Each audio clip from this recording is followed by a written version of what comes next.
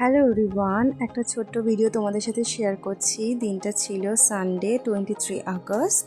তো অনেক দিন ধরে আমরা এই দিনটা প্ল্যানিং করেই আসছি যে আমরা সবাই মিলে একটা ছোটোখাটো পিকনিক অ্যারেঞ্জ করেছি। তো সেটার জন্যেই আমি সকালবেলা চটপট রেডি হয়ে গেছিলাম। অনেক কাজ, সকালে নানান ধরনের কাজ থাকে, সেইগুলো সব করে নিয়ে স্নান করে পুজো দিয়ে মেয়েকেও রেডি করে দিয়েছিলাম। তো মেয়ের জন্য খাবারও বানিয়ে নিয়েছিলাম সকালবেলা উঠেই। তো সেই খাবারটাই ও সারাদিন খাবে। তো আবার যেহেতু পিকনিক, ওখানে তো অনেক রিচ খাবার হবেই, মাংস মাছ ওরা তো খেতেই পারবে না। তো যাই হোক, এই দিনটার জন্য আমরা সবাই অনেক দিন ধরে অপেক্ষা করেছিলাম। তো ফাইনালি ওই দিনটা চলেই এসেছে। তো আমরা খুব মজা করেছি, খুব আনন্দ করেছি। তো ফার্স্টেই আমি রেডি হয়ে নিলাম, নিয়ে ব্যাগ ট্যাগ যা গোছানোর সব কিছু নিয়ে নিয়েছি। আর এই যে আমার মেয়ে পিছনে দাঁড়িয়ে দাঁড়িয়ে দেখতে ব্যস্ত যে মা কী করছে। তো যাই হোক, মোটামুটি এই দিনটার জন্য আমরা সবাই খুব অপেক্ষা করেছি, খুব মজা করেছি।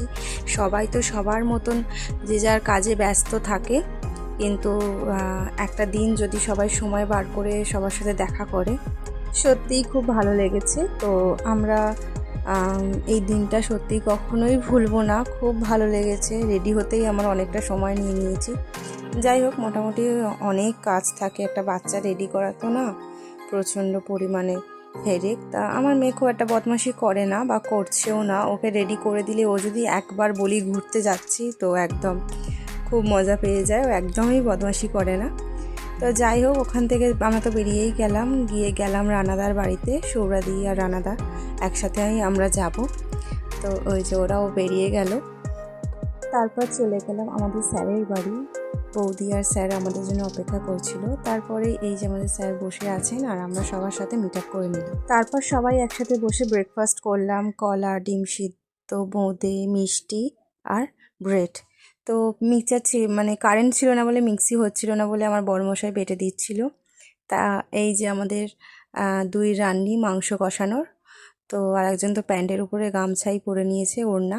আর খুন্তি এতই ছোট, তার জন্য দুজন লেগে গেছিলো। তারপর আমরা খেতে বসে পড়লাম। খাওয়াতে ছিল বেশ অনেক ধরনেরই মেনু, মাংস কষা, মাছের তরকারি, পোস্ত দিয়ে আলু ভাজা, ডাল, চাটনি, পাঁপড়, মিষ্টি, আইসক্রিম, কোল্ড ড্রিঙ্কস, সব কিছুই। তো মোটামুটি ঘরোয়াভাবেই রান্নাটা হয়েছে, কিন্তু সবাই মিলে হেল্প করেই করা হয়েছে। আর এই ছোট ছোট ভিডিও, ফটো করে রাখার একটাই উদ্দেশ্য, যাতে পরবর্তীকালে আমরা দেখতে পারি। আমরা সত্যিই খুবই আনন্দ করেছি, সারা জীবন মনে থাকবে। আর বন্ধুদের সাথে কাটানোর সবথেকে সুন্দর মুহূর্ত হচ্ছে কি যে এই